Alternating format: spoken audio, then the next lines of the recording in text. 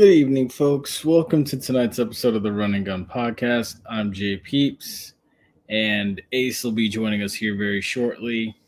He had to go eat and fill up his stomach before he came on tonight, so that's why we had the slight little delay, but he's coming nevertheless. No worries. So with that being said, as you know, tonight we're going to talk about a couple things. Of course, we're going to have this discussion regarding, which brand in the HBC realm is the biggest. We're going to also talk about, what to look forward to now that we're 87 days away from HBC football season, the MeXWAC Challenge kicking everything off. We're also going to discuss, where are we at? Where are we at with this? We're also going to discuss the passing of Bill Walton at the age of 71. We're also going to talk about, the NBA Western Conference Finals, because the Celtics have already advanced on their end in the East. We're also going to talk about this thing with where might LeBron go in 2024 for the 2024-2025 season, and even as well, Nico Collins getting his extension, and a couple players that have been absent from OTAs at the same time, and why a certain Dolphins player said it's time to make things happen this year in the playoffs, because now it's essentially do or die. So all of that lined up for tonight. If you haven't already, please make sure that you like, share, and subscribe to this channel. As well, too, tonight, make sure you leave a comment also. And you can also find us on all of our social media platforms as well. So with that being said, folks, kick back, relax. Got a good one for you tonight. Ace is on his way. Don't worry. It's going to be a fun one. Episode 11. Yeah, geez. We are nearing our wits' end here with this season for, was this season 10? Or no, season 9 or season 8? So, yeah, don't go anywhere. Get comfy. Intro's next. Let's go.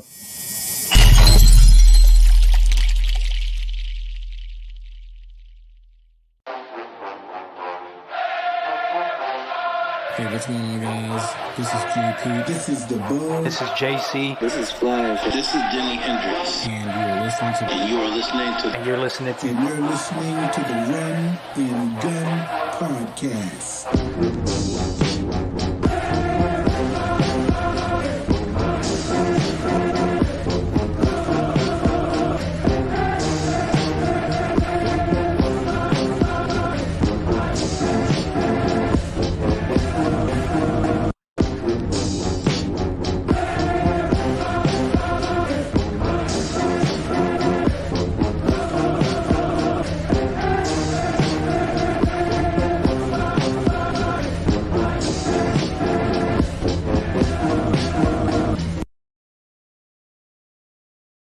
All right. And look at that. I am right back on the other side of the intro.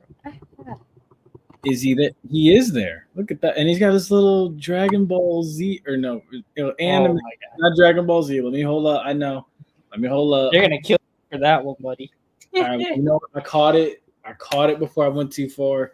He's got a little anime background going there. So, my room is occupied, so I don't have a room right now. So, different room, background.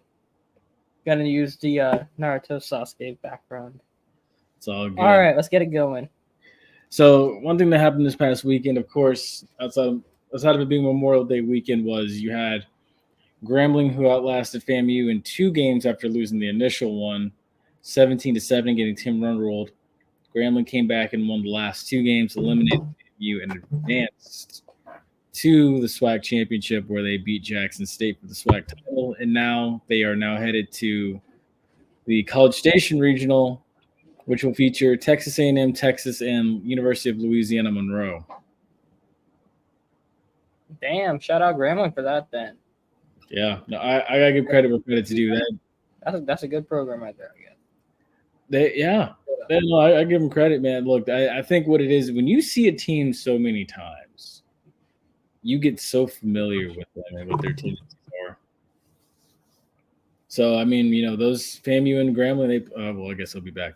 FAMU and Grambling, they play each other a lot in baseball. So it's like, when you play somebody that many times, and I'm pretty sure they play each other in the regular season. I think the Braves have a classic game that they have with both those baseball teams.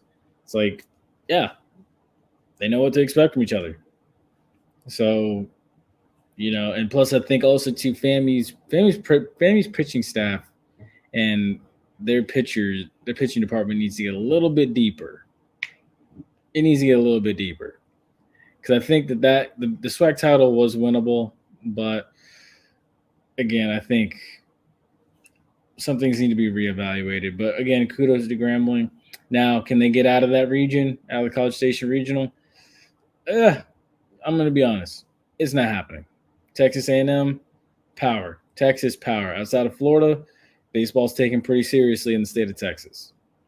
So I really don't think either – I don't think Grambling or Louisiana Monroe, for that matter, are getting out. I think that region is going to come down to Texas A&M or Texas, who will both soon be SEC conference meets here soon as well.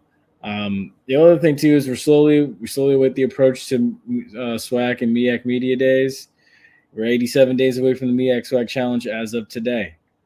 So it's coming, folks. We're less than 90 days away. Slowly but surely it's going to be here before you know it. I am so excited for it. I can't wait to go to Atlanta to go see FAMU and Norfolk State kick off the season. And let's see if Ace is actually back this time. I think I'm back. Are you sure? Yeah, I accidentally bumped something and everything fell and disconnected. So. Well, Ace, I will say one thing now that you're back, one thing I want to point out is the fact that no MEAC schools were put into this playoff field or this tournament field for college baseball. Damn. Well, we knew the MEAC kind of fell off, though. We did, but MEAC ain't the same as it used to be, but them having 0 teams is kind of. Because for instance, Stetson is in the Tallahassee region with Florida State, UCF, and Alabama, which is very tough. Very. And then another one of Stetson's conference mates, San Diego, is also in this tournament as well. Don't ask me why, but I think it's either the Pioneer or the Patriot League because I remember this because I got recruited by Stetson. One of Stetson's conference mates lone conference mates, along with Butler and others, is all the way across the country in San Diego. But yet, that's just like a weird setup. You know what I mean? Because that's also conference realignment. It's going to play a factor to that. Oh, dude, no. This Stetson and San Diego were like this long before conference. No, I know. They're been there a long time, but I'm saying conference realignment. You're going to see more situations similar to that. Oh, facts, big facts. But yeah, honestly, I only say that to say this. I feel like the MEAC should have had a team or two in that, not a team or two, but a team in there. But it also should have been taken into consideration that maybe you should have put another SWAC team in there. Maybe you should have put the team that was like the runner-up in Jackson State into the tournament. Because honestly, from top to bottom, or maybe you could have put a FAMU in there. If you look at the top 4 teams that were in the SWAC this year in baseball, from the last 4 that were standing, it was FAMU, Jackson State, Bethune, and Grambling. All 4 of which, realistically speaking, because every dog has his day in baseball. Any of those teams could have probably done the thing. Any of them could have probably got in and been in a specific region. So, I think someone mentioned, I think the SWAC has to fight a little bit harder to get in that large bid for this tournament. Because honestly, now, it brings into question, it's like, with Stetson, even though Stetson or San Diego probably won the conference, were they better than FAMU? Were they better than Bethune? That kind of goes into every type of how to say it properly without offending anybody. That occurs in every collegiate sport where it's some teams that are better than others don't get in because other teams are conference champions of lesser conferences. Much madness. I agree. I mean, we had this Pac-12. We had this issue in To basketball. be fair, Pac-12 last year. To be fair, Pac-12 this year was good, but there's been a couple years where the Pac-12 championship, Pac-12 champion gets in solely because of the Pac-12 champion, and they're now better than an SEC team that doesn't get in. That part. No, I'm with you, man. I'm fully with you. But overall, I'm excited. I'm gonna be rooting for Grambling in this. I think, honestly, I know what's gonna happen if they get matched up with Texas A&M or Texas. But if they get matched up against ULM, I'm definitely gonna be rooting for them to try to pull an upset there.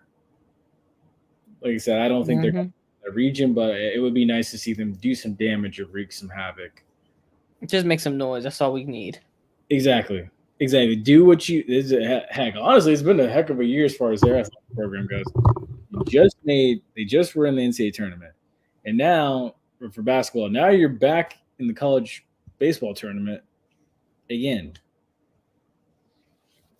So you made basketball tournaments. Very impressive. So I shout out Grambling for that. They just need to fix their football team. I mean, they thought Hugh Jackson was gonna be a good idea, even though Burrow hasn't even did he? I don't think he won a game with Cleveland, did he?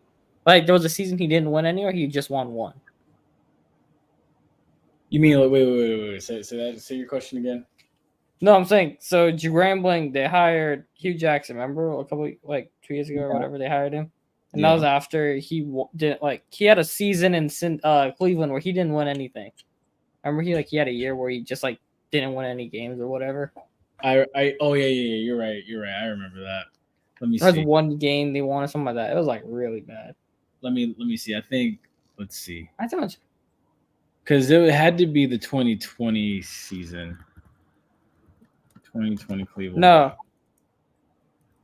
I'd say he had a winless season in 2017. That was the year they got the Baker pick.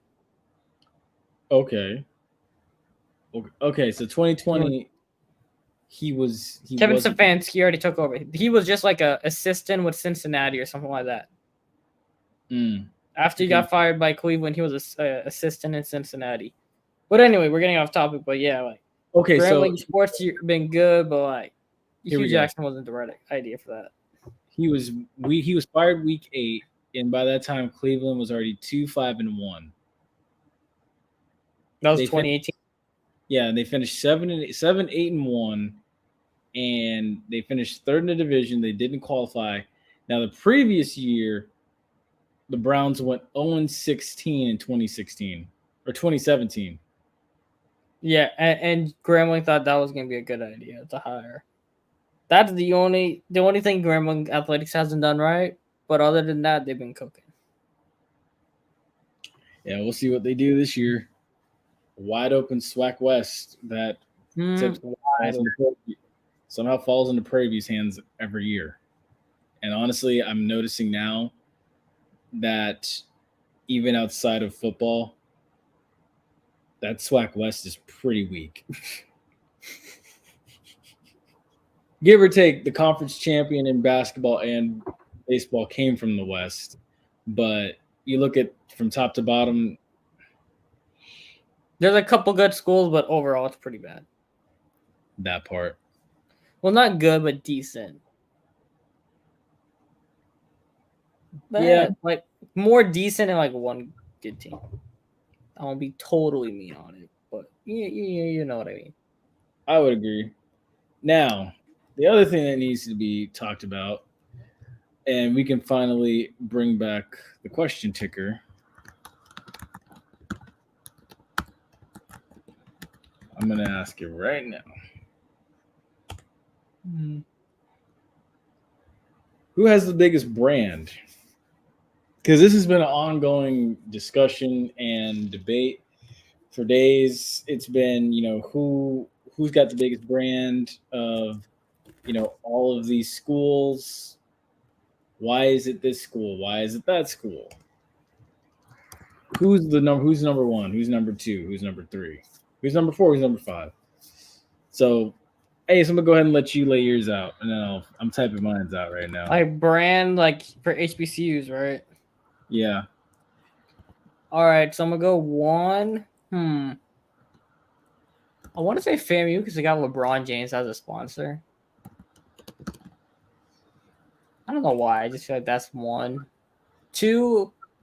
I think Jackson State got a decent brand if they're still riding the coattails of Dion.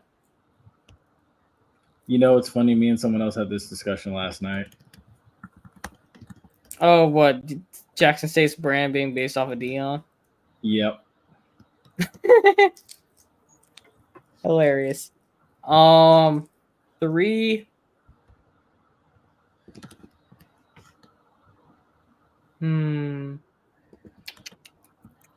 You can also look outside the SWAC for this too. Very well done. Can I say Howard? Yeah, by all means, definitely. That's actually a good one. All right. If Howard's in it, then I would say Howard 1, FAMU 2, Jackson State 3. Okay. Now I got mine for you. I'm gonna list my 5. So. Oh, you got 5. Okay. Yeah. So this is based off of just historical context and everything. I'm going back as far as like we're talking after World War II. We're talking NFL draft picks. We're talking bands. We're talking game day environment. I thought you were talking about like now. Oh, I mean, and I'm even considering now as well. Also, so for me, the top 5 brands in this order, no bias whatsoever. This is what I'm going with. I say Grambling at number 1 because of the history that Eddie Robinson laid for that program. If you look at the amount of draft picks that man put in to the league, it is. I see it.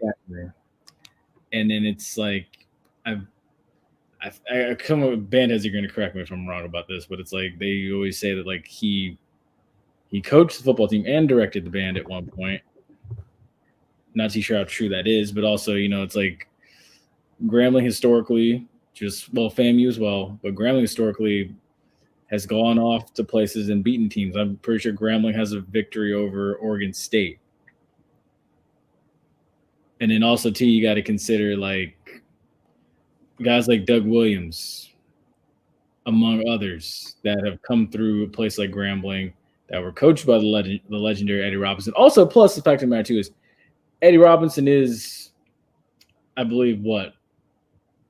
I know he passed Bear Bryant as far as like one of the winning. He's one of the top 5 winningest coaches in college football history. There's no ifs, ands, or buts or discussions there. Now, number 2, historically, I will say FAMU. It is a close 1 and 2 because FAMU could well with all be number 1 as well. You know, you look at what Jay Gaither did after World War II, putting together what he put together. And quite honestly, if you look at Jay Gaither's track record after World War II, he has wins over Eddie Robinson. So, and then, of course, factor in the LeBron James thing, factor in the Marching 100. You factor in game day environment in Tallahassee. It's a lot different. You factor in where FAMU's located. You factor in FAMU is the number 1 public HBCU multiple years running. You factor in the fact now that FAMU's won conference titles in 3 different conferences. There's a lot to unpack there. The draft picks that have come out of FAMU, the undrafted free agents that have found success, the famous Major League Baseball players that came out of FAMU, people like Dr. Frederick Humphreys, who basically was very protective of FAMU. And so, yeah, that's why I put FAMU number 2. Number 3, I put Tennessee State, primarily because, you know, you look at Tennessee State's history. Tennessee State, quite honestly,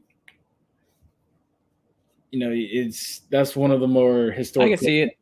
Yeah, honestly, and a lot of people for some reason don't talk about it, but that is one of the more historic programs in HBCU football. A lot of people don't realize that like in the 90s when FAMU was winning, Tennessee State was up there too. Like you go back and look at some of the polls from week to week in the FCS back then, Tennessee State was top 5 just like FAMU.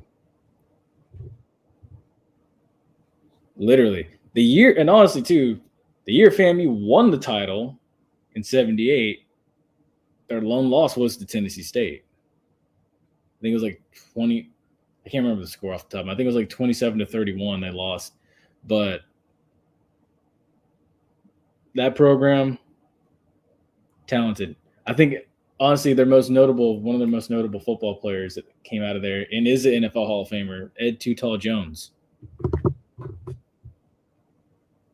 I bet you did that. Because you know the dude from the commercial is Ed Too Tall Jones, too tall. Now, and then number 4, of course, you know, I'm going with Southern here. Southern, I look at, and it's like, you know, A.W. Mumford, you know, historic band, Human Jukebox, of course. Factor in, you know, this is one of the SWAC Blue Bloods. They're not what they used to be now, quite honestly.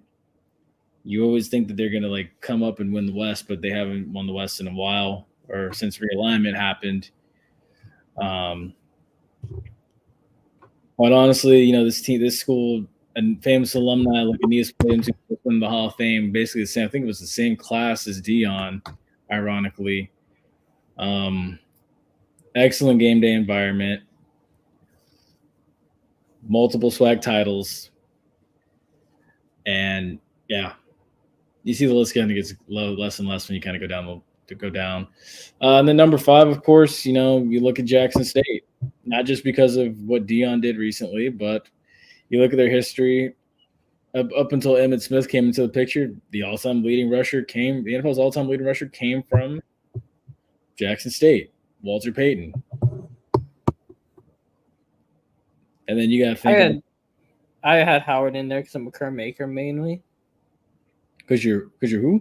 No, McCurmaker. You know, Thon. You ever heard of him? Educate me, Bruh. All right. I feel like there's people. I feel like there is people that are like. I know. I think he was pretty good. You know. Well, Antoine he was Buffet. mainly a G League player. So is that Thon Maker's little brother, bro? I might be confused. Never mind. Hold up. I know he was like somewhat decent. He made the league and the NBA and stuff. He did a little stuff, but not too much. Mainly G League, but out of everybody else on this list, my list was terrible compared to yours. That's just saying. I mean, I had honestly, 2 of the top 5 on there though. Howard, I just feel like Howard, like a lot of people know about Howard because it's also like a smart people school. You know what I mean? it is. Well, I feel like I'm not spelling this one right. But like I said, I give credit where credit's due. Howard, I've been to that campus before. It's all right. They call it the Mecca. You know, if I had to really go with that's the other one. If I had to go for the top schools as far as academics goes, and I'm only going to list 4 for this one. If I had to go for the top 4 HBCUs as far as the brand for academics and academics strictly, this is my list. Right then, there's no ifs, ands, or buts about this. These are the top 4 academically HBCUs. Yeah, I can see it. There's no debating. Number 1, the rankings speak for themselves. Number 2, I mean, the list goes on and on. Hell, the vice president of the United States went there. Like, we're not even going to argue. I mean, but it is she. You can't really use her as anything because half the people forget her existence because she don't do nothing. We're not talking politics. Chadwick Boseman. See, that's a good one right there. Or even one further.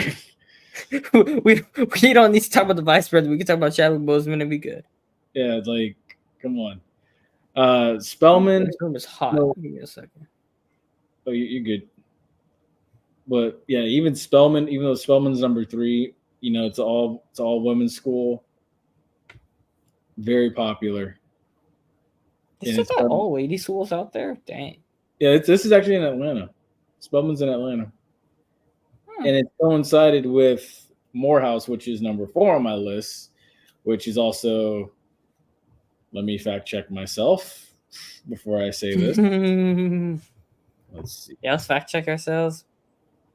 Because I'm not going to get on here and sound like an idiot. I do, so I don't care. I'm just kidding. Okay, so it confirmed. Yeah, so even Morehouse, this most prominent alumni, Martin Luther King. Now, Ace, did you know that? I did not. Learned something new today. So, yes. Oh, Virginia Union put out some good dudes out here, man. Holy crap. I didn't realize that. In the NBA, I mean. Well, share your screen. Even though they are D2. Well, they have two dudes. They got Mike Davis and Charles Oakley mainly. Jackson State's got, I'm looking at the list here. Jackson State's only got 2 guys on it. Purview's got 1. FAMU's never had a dude make it to the NBA.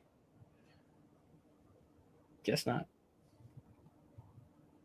Damn, that's crazy. I'll share the screen though. Hold on. Present. Share screen. Chrome tab. Here we go. I know Bethune had one make it because I know Bethune had John Chaney. Well, then this list must be out of date then. When this list from? No, it's updated February 3rd, 2024. Otherwise, I'm blind and I'm not seeing it. Yeah, John Chaney. Earl Monroe. That's not familiar. I'm not sure where he is. And Earl Jones. Yeah, they left off John Chaney. Damn. I don't. I could be wrong. Ed. This list has to be really old. I think this list is not updated very well. Or those are just notable guys. Oh, HBCU first round picks. That's what it is. Okay. Yeah, I was gonna say, yeah. See, it says here. Yeah, I was like, this list is not entirely accurate. I was like, wait, what? Yeah, it says here, Planker, John Chaney, but went to Bethune, 1951 to 1955. So yeah, I guess he wasn't a first rounder.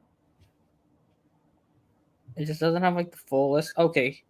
Yeah, I know Kyle Quinn went to Norfolk State. I remembered him because he was on the Magic. Oh, Jerome James. Okay, there we go. Yeah, the family did have a guy. Yeah. Yeah. So I was like, what? All right. Long damn, we haven't had one since Kyle Quinn, bro. That's crazy. I don't even think he's in the league still.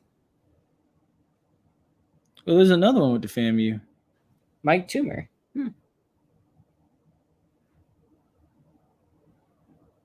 There he is. Wait, no, that's Chaney. That's just Chaney. All right, so yeah, I haven't had a couple guys, but Tennessee State, I think if I check the list up back, they had like the most. Claremont Johnson, another FAMU guy.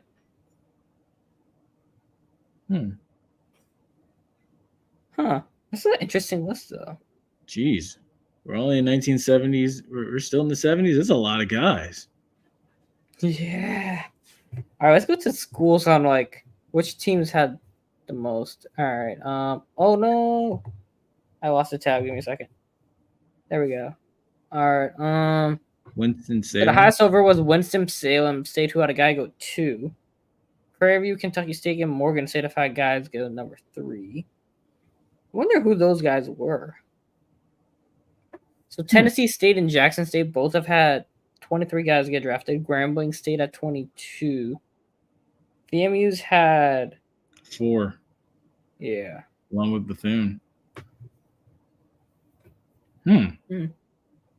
Howard's got 5. Arkansas Pine Bluff with 5. Huh. I mean, Virginia Union with 8. I mean, Charles Oakley's probably the best one though.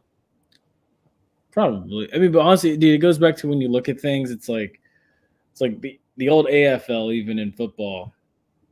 Most of the guys that were on those teams were getting taken from HBCUs. Oh yeah. So it's a lot of these places know where the talent was coming from back then. A lot of them do, but yeah. And I So think as it's a far good as, transition for us to the NFL because we could talk about the guys this year. I believe Isaiah Major's on the Chiefs roster. He's not on the Saints OTA roster. I saw him in a Saints practice jersey though. Yeah, he was in a practice jersey, but I don't think he made the actual 90-man roster. You know what I mean? So yeah, he may Because be. they posted a listed in 90-man roster and he wasn't on it. I triple checked it. So I don't know how that's working out. But he also was on a minicamp invite, so that's probably what it was. Maybe. Either way, I know I feel like he'll fit either place, New Orleans or Kansas City. Give me Kansas City more opportunities. It would be nice to see him running down on kickoffs that opening night against Baltimore. Mm-hmm. It would be really nice, or at least see him in a preseason game in Kansas City. I'll take practice squad to start. I don't mind first year practice squad, second year bench, third year starter. I'll take it. Which, by the way, when is the Hall of Fame game?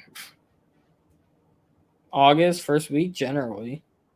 No, I'm trying to. But I mean, like, I guess I shouldn't ask like when is it. I guess I should ask who's playing in it. I'll check it. I got you. Okay, so it's tickets go on sale. Already on sale. It's Bears in Houston, August 1st. Okay, cool. Well, we know Stroud's not playing in it. Caleb Williams is probably not playing in it. Honestly, call me crazy. Caleb should though. That's what I was about to say. The word on the street of like how he's been in practice, like, yeah. But it's also May practices, so I'm not taking too much stock into what people are saying about how he's struggling or whatever. I mean, I think he would struggle in the regular season, but like, man, it's only May. Like these guys now learning playbooks, now learning NFL speed. So like, take a break on him. Like, let's not try to kill them now. As a fan bases, let's not overreact. You know what I mean? Right. Yeah, it's because we see it every year. Like some guys go crazy in training camp and practice, like preseason and stuff like that, and they never make an NFL roster. So like, let's pump some brakes on it because there's also those same guys like you don't hear about them making flashy plays in you don't hear about them making the flashy plays on Twitter or whatever, like reports and news medias. But then they start on special teams doing all the nitty gritty stuff. And by week 6, you're like, wait. Where does this guy come from and why is he cooking my team kind of thing? You know what I mean? Hey, dude, that's how not Shannon Sharp. That's how Terrell Davis got famous. So all you got to do is go out there and make a name for yourself. It only takes one time. Mm-hmm. Speaking of taking only one time, Nico Collins, 3 years, $72.7 million. Bro got the bag. Shout out him, bro. I really interested to see what the plan is with John Mechie, bro. Like that wide receiver room is so stacked. Like he's not gonna get any opportunities there. Just let the man go somewhere else. I'm trying to think, because what is it? Nico Collins, Stephon Diggs, Tank Dell, Xavier Hutchinson. Yeah, that's crazy, dude. That's a stack. And Dalton Schultz. And Brevin Jordan. And Cade Stover, I believe his name is, from Ohio State. He was good for Stroud back in college. Only one football to go around. And you got Joe Mixon coming in at the running back who just catch passes sometimes. So like, you're kind of like, okay, what are we doing now? And how are we going to get this guy the ball? Or we let him go get an opportunity somewhere else? Because when he did get the ball, he was pretty solid, to be honest. So, like he hasn't had a fair shake in the NFL because he tore his ACL coming out. He had that condition. All to the second round. Then he had leukemia for his rookie year, missed the whole year, and he still was working his way back. So, like, I feel like, bro, just like let him go somewhere else and get an opportunity. You know what I mean? Facts. No, he low-key probably should. But the other thing, too, speaking of the Texans, was DeMeco Ryans said Mixon and Pierce will be very beneficial Houston's success this year. So let me ask this: will Pierce and Mixon be the best duo No. in the league? Ooh, right away. Who gonna be the best duo? Damian Pierce was terrible last year. Who gonna be the best duo? Ace, tell me, Kamara and whoever the Saints got gonna be the best duo. Not with that offensive line. Best running back duo: Montgomery and Gibbs in Detroit by far. Yeah, it's actually funny because I don't have no faith in AJ Dillon at this point. So Green Bay did take a running back, so maybe them and Josh Jacobs if he's good. Doubt it though. I'd say Saquon, Will Shipley might be decent. Thinking who else got running back duos? Oh, Kenneth Walker and Zach Charbonnet might be good. Charbonnet was looking solid his rookie year too, so he builds off of that. Walker's always good. That can make noise. That could be in the running, but right now, definitely Gibbs and Montgomery. I agree. And you also can't even sleep, even though we haven't seen it yet. You can't sleep on the duo of Rashad White and Bucky Irving. I like Bucky Irving too. I think that would be solid too. Trey Benson, James Conner can make noise. Yes. I'm excited to see Trey Benson. Same. I don't know why he reminds me of like a not as aggressive running Cam Akers. Because it was That'll like work out for Cam Akers wasn't, but Cam Akers was good, but not that good. You know what I mean? In the NFL. It seemed like scary. The Achilles kind of ruined him. It wasn't for me. It wasn't even that. It was like to me. It just seemed like the punishment he dealt out. He looked like he was genuinely trying to hurt people when he ran the ball, and I think he kind of just burned himself out a little bit. Oh, look at Dalvin Cook, right? He was so good in Minnesota and then fell off of the face of the earth, man. Tell you, a system in New York wasn't beneficial to him. That system in New York ruined both Le'Veon Bell and Dalvin Cook. Well, it's not the same system, but it's the team. But then again, Brees Hall is still cooking, so who knows? That part. I was gonna say. But then again, Brees Hall might be a generational back we're just not very paying much attention to. Well, we're gonna see what he does this year. Because honestly, look, I feel like if Brees Hall had a decent, like put Brees Hall in like a team like Philly or something, right, where they had a good offensive line. Woo, baby, that might have been crazy. Because that offensive line in New York was terrible. He was getting met like 4 yards in the backfield, and he still had a good season last year. So, like, I would agree with that. Now, speaking of running backs, Raheem Mostert said that this year's do or die for the Dolphins, given their playoff history recently. He said they have won one playoff series this century, I believe, 2001. Last I checked it. Yeah. And recently, the last 2 years that they've made it, they have gone 0-2. Give or take this last one, I knew they weren't going to win it because they had to go into like nobody. They got. Then again, that was their fault because they had the chance to beat Buffalo and they blew it. So that's also on them. That part. So now this year, while we knew they were going to lose the second that game got announced to go to Kansas City, and we saw the weather report saying like -27 or something like that, we was like, oh yeah, they're done. They're not winning that game. Yeah. But also that was their fault for letting that game be happening in Kansas City instead of being played in Miami. That part, because they should have earned themselves a home game. And this year, it's like this year, it's not enough to just. This year, it's not enough just to like get to the wild card again. You need to win your division. When you get Buffalo down, because I'm gonna tell you now, I have no faith in the Jets. I have no faith in the Patriots. New England's rebuilding, so I don't think unless Gerard Mayo somehow is like the next level of a Hall of Fame head coach, and Drake May is having a CJ Stroud type rookie year with Jalen Polk and Javon Baker, which by the way could make noise. So I wouldn't say that they're totally screwed with Ramondre Stevenson in the backfield. Unless all those things happen, which are very unlikely, Gerard Mayo and Drake May have a CJ Stroud, DeMeco Ryans type run. Patriots ain't going nowhere. Let's get that straight. So see, it's like, dude, Now is the time. You need to put this 4x1 team that you have in Miami to good use, and you Get it need, done. especially if you have to go up to like Buffalo, New York, early in the season in September. You got to go up there and you got to win that game.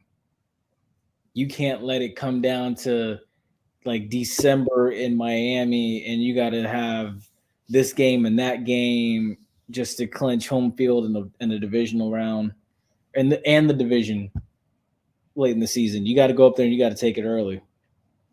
You got to take it early, or at least when you get those teams down here, you got to win those games. You do. Mhm. There's no excuse why the Dolphins should not win that division, given what Buffalo has been through lately, the snake bit franchise that they are.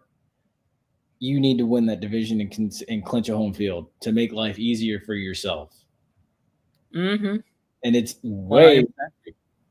Say it again. I said 100%.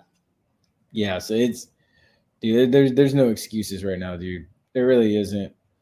Because the way I see it, there's no reason why the playoff field for the first couple division winners shouldn't be, without a doubt, Baltimore, Kansas City, and Miami. There's no ifs, ands, or buts about it. Nah, I would say this.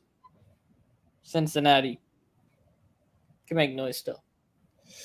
They Depends could. with T. Higgins, though. Depends with T. Higgins. I'll say that. I was gonna say, and that's the other thing too. T. Higgins and Jamar Chase have not been at OTAs. Okay, but it's like OTAs. I really don't care about that. It's Mike Brown finally just pay people, man. Like I know you paid Burrow, but like pay your guys. Keep them happy. That part.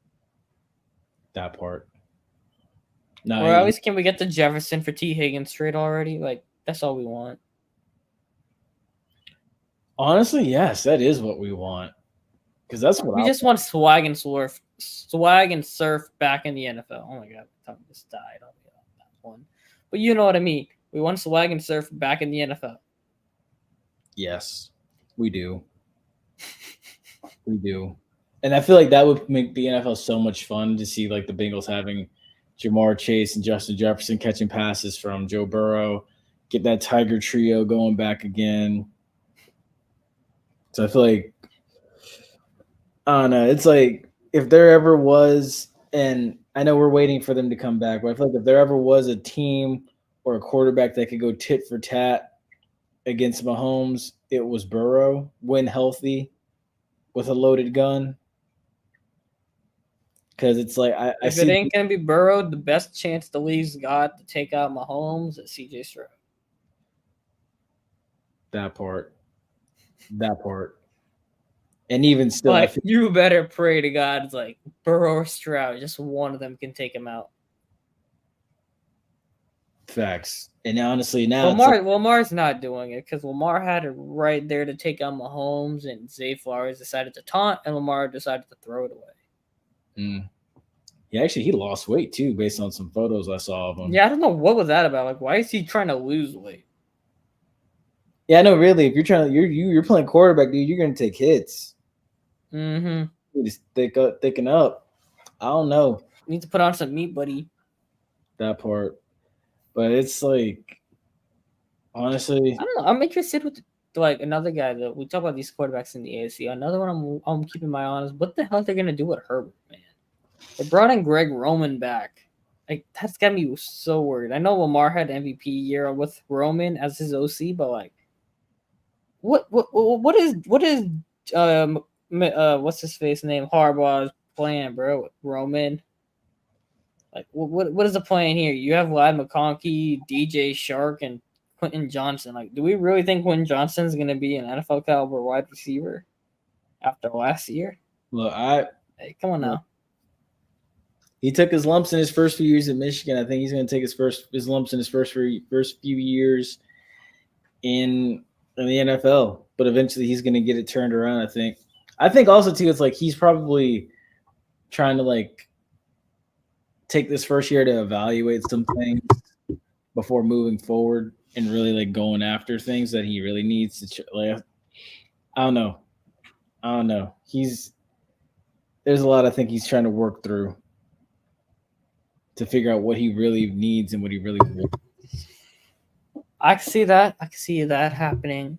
Like the whole thing with bringing in J.K. Dobbins and Gus Edwards for Roman, though, it's like, I know you like coaches like their guys, but like you're bringing in both guys from Baltimore who have had major injuries on their resumes. Like, I don't know about that one, Chief. Like, Yeah, I don't. Well, the other thing too, Jarrett Stidham says he's here to compete for a starting spot. So Jarrett Stidham is in Denver with your boy Sean, trying to fight for that starting hold on, job. let me do it.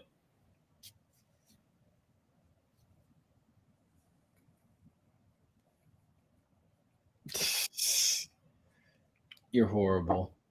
You're worse than me. You're worse than me. Why can't Jarrett Stidham be great, man? Why can't Jarrett Stidham be great?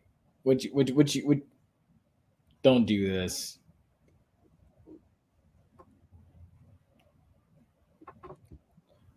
Why can't Jarrett Stidham be great? Good God.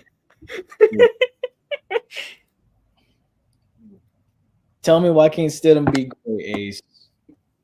You know damn well why. I want America to hear why from you, Ace. Why?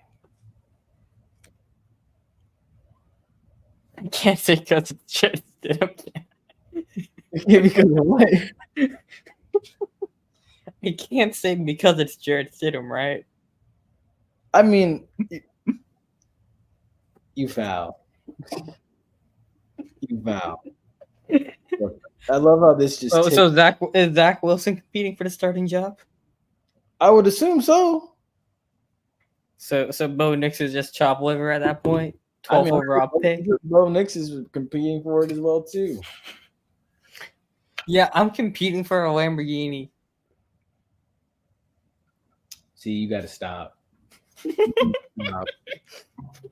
need to stop. I'm competing for the lottery, guys. You need to stop. I could win it, but like we all know I'm not. So, like, you need to stop. It is a possibility that any of them. bro, okay, I'll say this: Jarrett Stidham probably will be the week 1 starter because Sean Payton's a troll, but he won't be started by week 18 or week 17, week 18. It's week 18. That's the final week of the season. I don't remember how many weeks there are anymore. This 17-week thing is got me kind of confused still. 17. Anyway, yeah, so he can be competing for the job.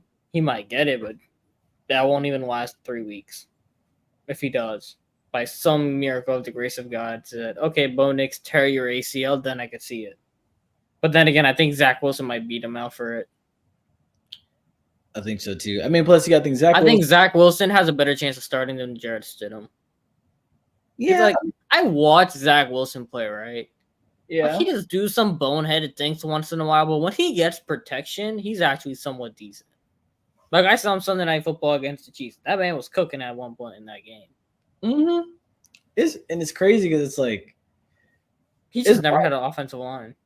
Yeah, it's also just wild to me that him and Bo Nix look exactly alike, pretty much.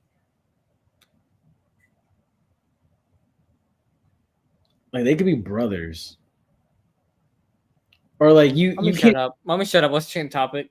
You can't tell me. Nah, hold up. Well, let me shut up, bro. You know I'm gonna say something stupid on this. You can't sit here and tell me that those two look like they couldn't have been in that movie Neighbors with James Franco and Seth Rogen together. Bro, ain't James Franco got assault allegations? Bruh, rip. I don't know. We're not gonna get into that. I'm not gonna do that with you. But here's what we're gonna do: is we're gonna fast forward to these hot topics. Yes, please, bro. I'm tweaking right now. Why are you tweaking right now? You got me dead over Jarrett Stidham being a starter. Hey, he said he wasn't coming in there to ride the pine. That's what he said. He said he wasn't coming in to ride the pine. He said he was coming in to contribute and do what he had to do. Yeah, he'll stand up with a clipboard and a headset on. That's not riding the pine. If anything, he has the most experience of all of them. So, yeah, that's true. He did have that like 3-game stretch at the end of the season for the Raiders after the Raiders benched Derek Carr hilariously before they cut him, and he actually output Carr in my opinion. And Devontae Adams had his best couple of games with Jarrett Stidham as his quarterback, so you never know, he might actually do good. But then again, that might also be my bias toward hatred of Derek Carr talking. So I don't know.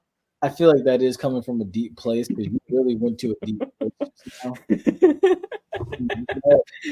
that little Derek Carr nudge right there, with that you had that in there. You had that in there since we started this evening, haven't you?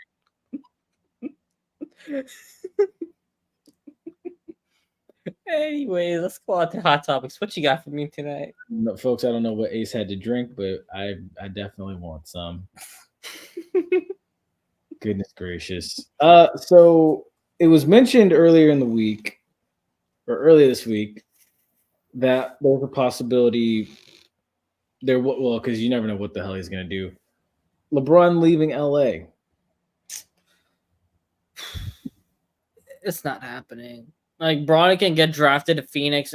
I doubt it still happens. Like, if he goes to Phoenix, they're going to win 40 games, right? They will win 40 games, but those are the 40 games that KD, LeBron, and Devin Booker all play together. Mm-hmm. The rest of the games, one of them are going to be hurt. The other one's going to be hurt. Both of them are going to be hurt. Somebody's going to be hurt. Mm-hmm. That's pretty much what it will be, and then they'll get bounced in the first round. So I'm not thinking too much on it. Now, what I would say, though, is for the Western Conference, right? If Phoenix does get LeBron and they win 40 games, they would still be probably the 8th seed. Yeah. If that much. They might be a play-in team at best. You know why? There's a team right there in Tennessee. They got a man coming back. Man got the act together. Man decided, I'm going to get some new friends. I don't know if he got a new friends, actually, to be honest with you. But the man said he's going to put away the toys that he had going on these social media stuff. Team in Nashville. Man said coming. What team's in Tennessee? They got a dude who's a high flyer, can shoot from anywhere. Well, not anywhere, but he can shoot pretty good. Got a dude named the Black Panther. Oh, Memphis. The Grizzlies. Yeah, that took you so slow, bro. Oh my god. You said Nashville. So I said there's a team in Tennessee. I could have sworn you said. I didn't say Nashville. I'm thinking wrong city in Tennessee, bro. Wrong city in Tennessee. I think my mind's in some other place. I'm sorry. Your mind's somewhere else. Yeah, we know where. Anyways, wow. Yeah, so they got a team. They got a T-Rex coming in. They got a T-Rex back. They got a top 10 pick coming with them. That team's going to be a top 5 seed, minimum. They coming back to take back their titles in the West. You know, you got the Denver Nuggets, who probably still have the best player in the league in Jokic. You got the Young Bucks in Minnesota in a dogfight. You got the second best player in the league currently, up 3-1 in the Western Conference Finals, which we'll talk about in a minute. And Luka Doncic. You got a man who said, I'm the last of the OGs in the playoffs, who's still balling out, even though he had a down game last night, to be fair. But he has been cooking the last 3 games. When we said he needed to step up, the man stepped up, so I can't fault him for that. Mr. Kyrie said, okay, enough about the flat earth and all the wacko theories. I'm going to just ball at this point. Shut up. He's been doing that. So you got that team to fight with. You got baby Tyson Chandler on that team. And Derek Lively, who I'll talk about in a minute. And you have the Memphis Grizzlies coming back. You got the OKC Thunder coming in. They're getting better every year. They got a bunch of draft picks. Now, I'll say this, though. When Memphis comes back, OKC better not be doing all that squad, because the real dance is coming back in, and they don't mess around when they do play on the court. And then all about the foul baiting. So, yeah. Yeah, one thing. I love how you said foul baiting. Last night, in the last 2 games, games 3 and 4, in the Western Conference Final, is I never paid attention to how much Luka Doncic just complains. It's like baiting him and Shea, man, they complain a lot. like I've just not realized. Like I'm like every 5 minutes I'm up. I see Luca up talking to the referee. He was screaming first. I think Anthony Edwards to get a technical foul called like at one point last night, and I was like, dude, Luca does cry a lot. He does cry a lot. I won't lie with you on that one. He does cry a lot. I'm sitting here like, dude, just play ball. Shut up and ball. Yeah, shut up and ball at that point. Like if you don't complain, you're still the best player on the court. So like, what's the problem? That part. Yeah, He's a bucket getter. He doesn't need the foul calls to go score 30 if he really wanted to. Well, you saw it, and the best part is, right, he will cry for all these foul calls, but not hit the clutch free throws when he needs to be. Like, his team shoots 50% almost at the free throw line. Multiple games in the playoffs. So you'd be crying for all these free throws, the rest give you the free throws, and you don't hit them. So, like, what's the point? Save your oxygen to run up and down to get your points the hard way like everybody else does. That part. Same thing with Shea. Shea does complain a lot, but when Shea needs to go get in clutch time, Shea goes and gets it in clutch time. Makes sense. So, yeah. All right. So, Western Conference Finals, Dallas is up 3-1. We're talking about Luka cries a lot. Luka missed a shot. He had a 3-pointer, got fouled, 4-point play to take it to 2 points, missed the free throw, lost the game. Now, Kyrie, Luka took off in game 3. They won cray-cray. Now, for the first 2 games, though, when Dallas won, it was mainly because of Derek Lively and Daniel Gafford, keeping Cat and Rudy Gobert in check for the most part on the boards and on offense. And their lob threats have been helpful for Kyrie and Luka. And we know Lively got hurt with a neck injury. It was really a concussion. They just don't want him in concussion protocol because that pretty much ends his series because he'll be out a week. Mm-hmm. So with Lively out, they kind of struggled last night and not running the same way they were before he got hurt. So need the man back. Big part of what they're doing. So like we said last week, Kyrie got to show up. Lively got to be good on the rebounds. 2 of those things happened, and they were up 3-0.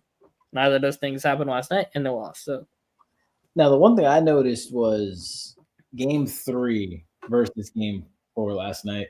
It seemed like when Karl Anthony Towns was taking threes, that's for me. That's like, why are you shooting that? He won the 3-point contest. He's a good 3-point shooter, but like sometimes, Cat, just go to the rim.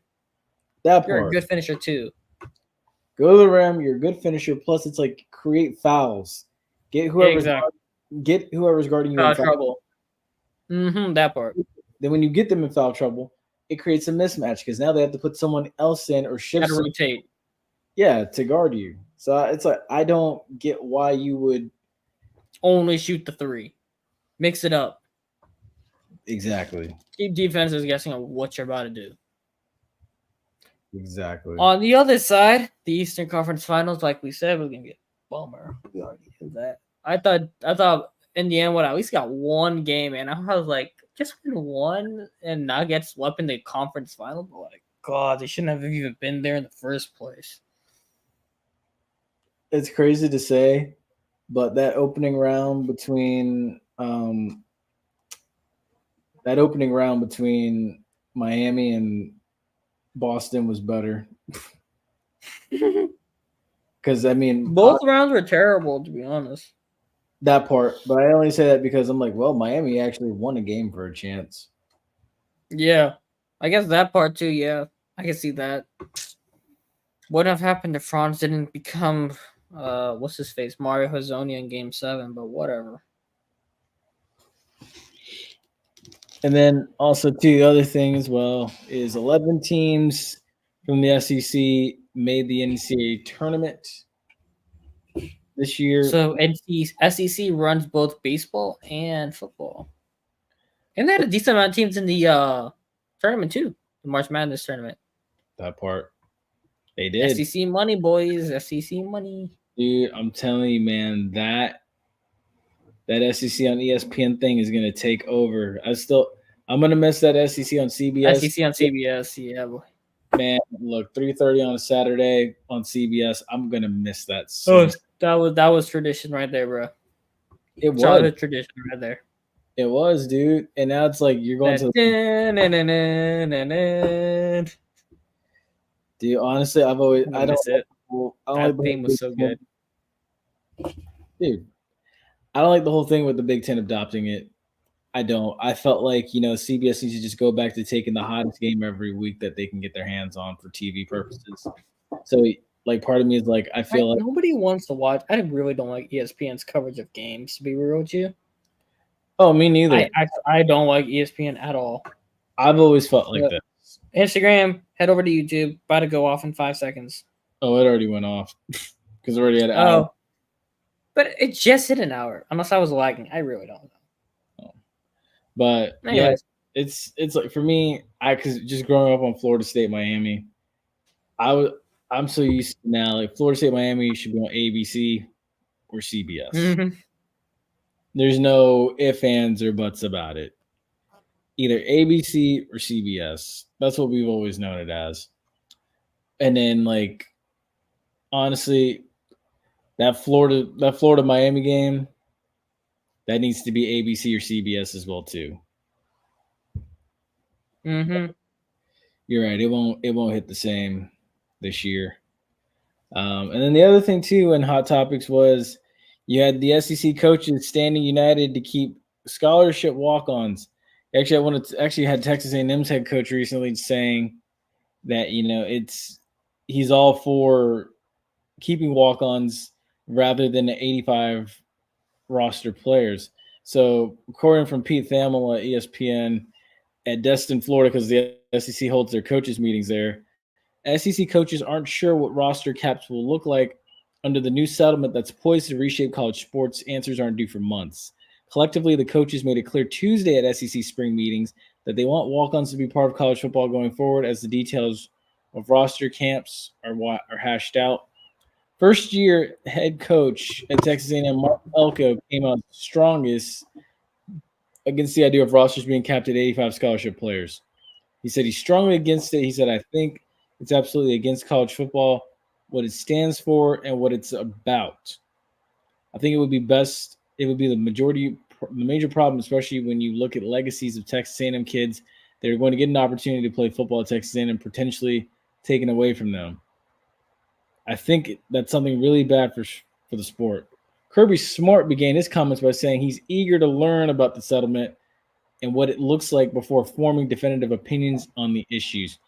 He did make it clear that the idea of eliminating walk-ons is baffling to him, mentioning that coaches like Will Muschamp and Dabo Swinney started their coaching paths as walk-ons. So they want to get rid of walk-ons entirely? Yeah, pretty much. They want to just have it as a 5 roster. Oh. Yeah, that's okay. There's two sides to this, right? So first side, I understand the argument against it now that Florida is taking advantage of walk-ons using NIL money to circumvent the scholarship limit. So I understand that part. However, I do not like that idea solely because there are a lot of guys who became first-round picks and really good NFL players through walk-ons. They didn't start off as scholarship players. They worked their way up as a walk-on. So, there's different ways to address the issue. Mm-hmm. Like if you want to say, okay, a walk-on can't receive NIL money until he gets a scholarship. Like he can receive NIL, but there'll be a cap amount that's under tuition amount. Like, okay, I can understand that, right?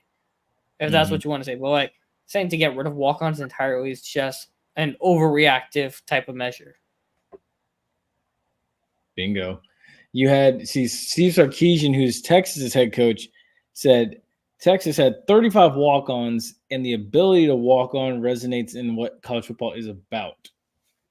Mm-hmm. That part. Dude, it's like if you get rid of walk-ons, then you just basically make college a pure professional sport.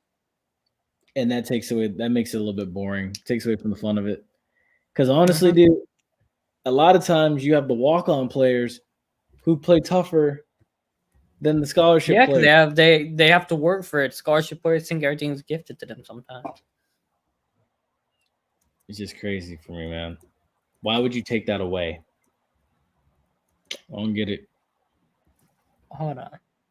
So notable NFL players who are walk-ons, right? J.J. Watt, Baker Mm. Mayfield, Clay Matthews, Antonio Brown, Jordy Nelson, Steven Gostkowski. I'm trying to find some other guys that are Santana Moss, Josh Norman. Oh yeah, that's right. Santana's one of the more Santana Moss was one of my guys. I remember him. Yeah, because honestly, dude, people don't realize it, but like, even if you go back and watch, Ziggy Ansah. you go back and watch the U documentary, Santana did not have a football scholarship to the University of Miami. So a lot of people don't know. Santana Moss had a track scholarship. He walked on to play football, and that's what Miami used to help get extra players there that they wanted.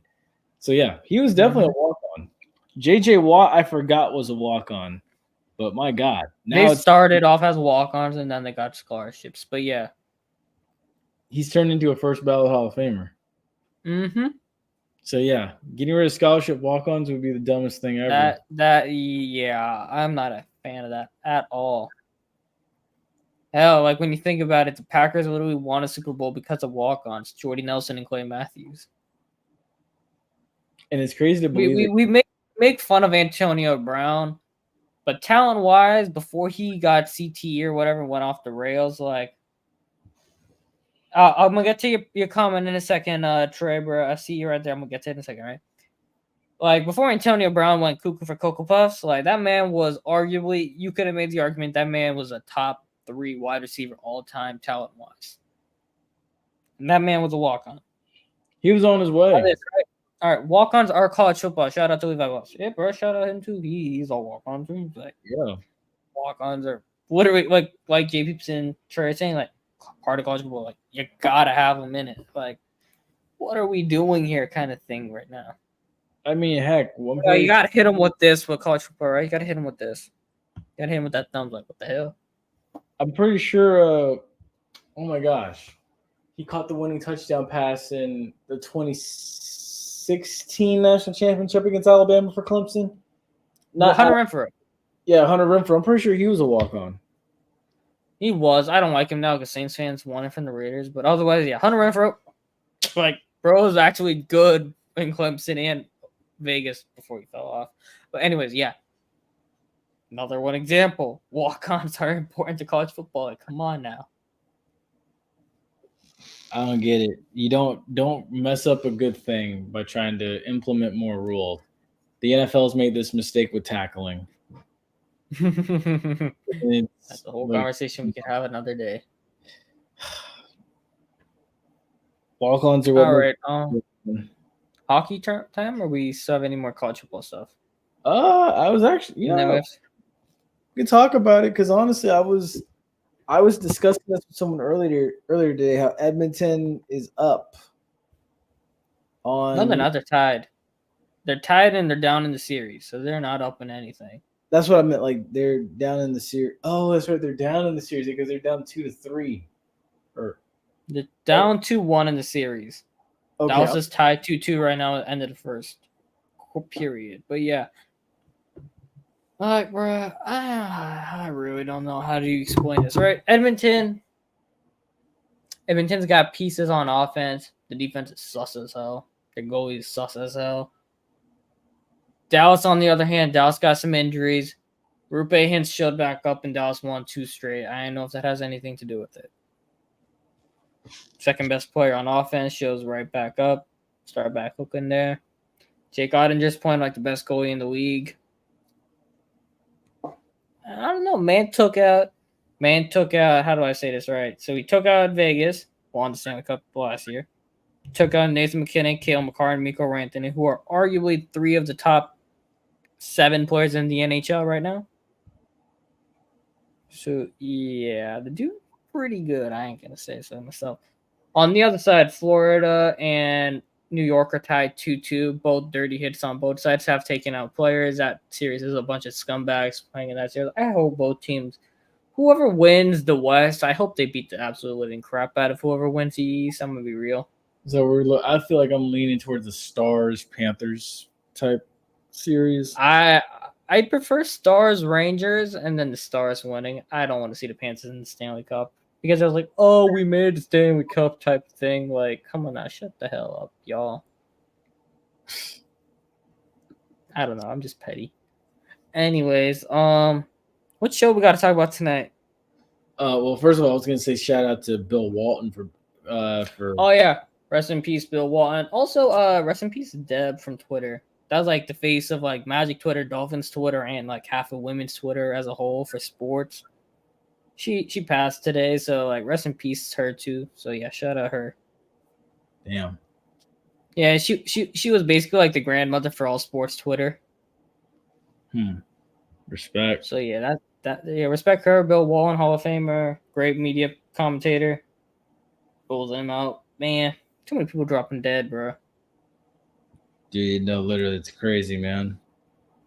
But yeah, what movie are we talking about tonight? Before we I don't know if they used the bro. You know what? We were talking about can fat people have aura, right? So I was like, yeah, bro. You ever saw Kung Fu Panda? We are not talking about Kung Fu Panda because of fat. Bro, what's wrong with Kung Fu Panda? That's like sports, martial arts or sports. Like, come on now. What movie is there tonight? Right, you don't want to talk about Kung Fu Panda. Shame on you. Top 3 series trilogy of all time animated. Probably top 1 until Beyond the Spider-Verse comes out. Trying to think.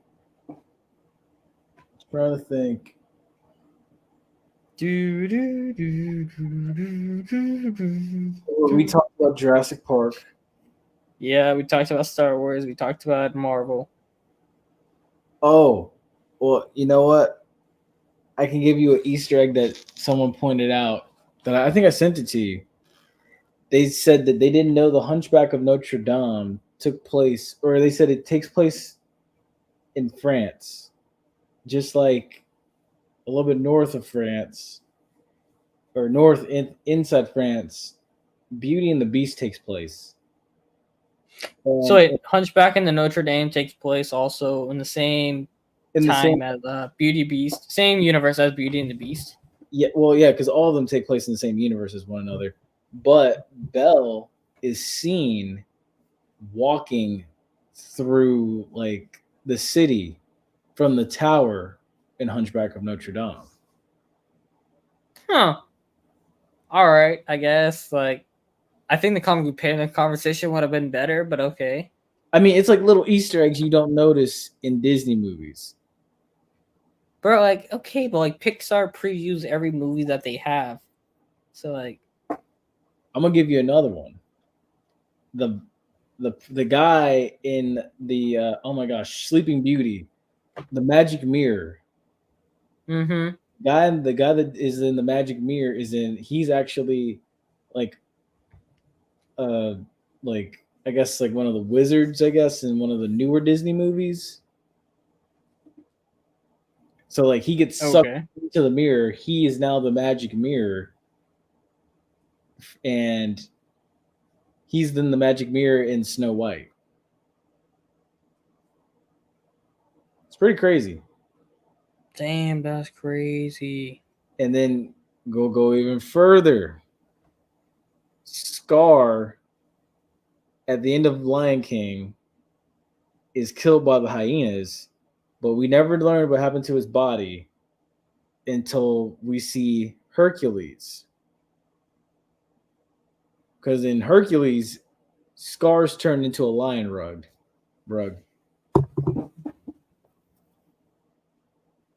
Okay. This is getting boring. I feel like I'm not a fan of those type of dudes. All these conspiracy theories, I feel like, no, you say this is boring now, but you're going to go look these up. Probably. Never know. Depends. You're going to be like, oh, crap, he really did turn into a rug.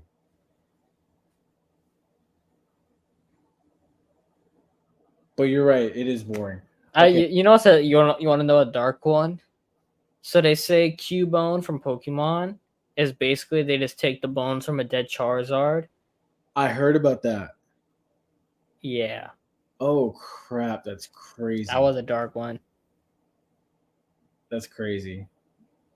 All right, fine. You know what? We're gonna think of a movie. We're gonna think of a movie. You're gonna do that right now? Or nah. Oh man. So did we do Indiana Jones? Oh no, we did not. Okay, so all right, Indiana Jones. Oh my gosh, was not Last Crusade. Not Temple of Doom. What was the very first one? Not Raiders of the Lost Ark. Yeah, that was Raiders of the Lost Ark. That was the best one. I found out basically because I watched these things. If you look at it, the Nazis, the evil guys in the film, the antagonists, they would have died regardless of if Indiana Jones was in the movie or not. So we're just speaking of these TikTok ideas, really? This wasn't a TikTok idea. I saw this somewhere else.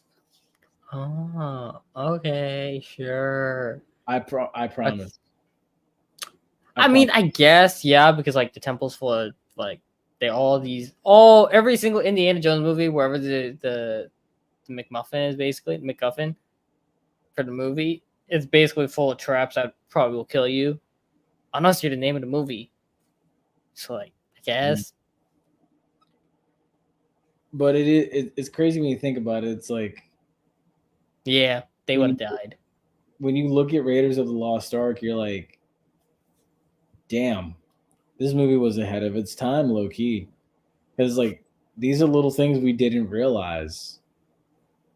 Like, well, how do you mean ahead of its time, though? Because it's like you read these things, you know. How do I put it? Bro's just like vibing right now. We're just running time. We're just messing around at this point, guys. Don't mind us. We are. But it's like even the only thing in the ending is I'm waiting for him to say something good. He tried to get it put in a museum. He tried to get the Ark put in a museum, but the United States government said no. We need to put this in storage. And he told them, he's like, they don't realize what they have on their hands. Okay, so what did they have on their hands? Dude, you have the Ark of the Covenant, the same thing that held the 10 Commandments that Moses went and got off Mount Sinai. Mm-hmm. Yeah. I know. You can't open it because obviously, like, the angel of death comes down and just kills everybody. Mm-hmm. You can't. They say you can't touch it. You have to put a barrier between you and it to touch it and carry it and move it. So it's like the U.S. government is putting this thing in storage, locks it away at Area 51, as we later find in another Indiana Jones film, and it's kept there for all of eternity. Well, not all of eternity, but it's kept there for I mean, that's kind of the right move to make if you can't touch it, if you'll die. And if somebody gets curious and tries to open it, it kills everybody. So I mean, like, is it really that bad of an idea to do? So why is he so pressed? Because he's an archaeologist. He feels that I know. He's like, oh my god, it's so cool, right? But yeah, but it's also very dangerous at the same time. So you're like, it is. It's also like, if you look at it at the end of Last Crusade, he tried to get his hands on the Holy Grail. And give or take, the Holy Grail wasn't the perfect cup, or it wasn't shiny. It was very basic. It was like a chalice. And again, he's trying to play the role of, I guess, in a sense, not a grave robber, but a grave robber. And he's trying to get it to put it in a museum. But it's like, again, that cup is too dangerous to put in a museum. So instead, it's lost. yeah, that's fair. But also, do you think when you watch Han Solo and Indiana Jones, right? Both played by Harrison Ford, bro had way more fun playing Indiana Jones than he did Han Solo. Oh, of course, dude. Because you got to think about it. Han Solo was not the main character. Exactly. Whereas when you look at Indiana Jones is the main character, and Title character. exactly. And you have a setup where he's chasing bad guys, finding these artifacts, doing these exciting things. If you're Han Solo, you're literally the sidekick to you're the The sidekick. Skywalker family drama. Exactly. And eventually Bro married into the Kardashians of Star Wars. exactly. He got hit by the Kardashian curse because he ended up dead. And in Indiana Jones, he was just hooking up Just with like random- Padme. And just like Mara Jade. Wild. I'm just saying, you marry into that family, you end up dead. This is true. But yeah, it's like, dude, he was when he was Indiana Jones, he was hooking up with random women, finding these amazing artifacts. He was a college teacher. And in Star Wars, he ended up with a politician. And it cost him his life. I'd rather be Indiana Jones as well, too. Saying this guy works for the Kardashians. I'm sorry, I found that joke hilarious. Don't mind me. I might laugh at my own jokes because even I just find them funny. You guys don't have to find them funny. I find them hilarious. Don't mind me. Anyways, with that being said, you know what? We've been screwing around long enough. We've been screwing around for like the last 15 minutes, not even giving two craps. But anyway, with that being said, guys, thank you for another great episode of the Running Gun Podcast, Season 8, Episode 11.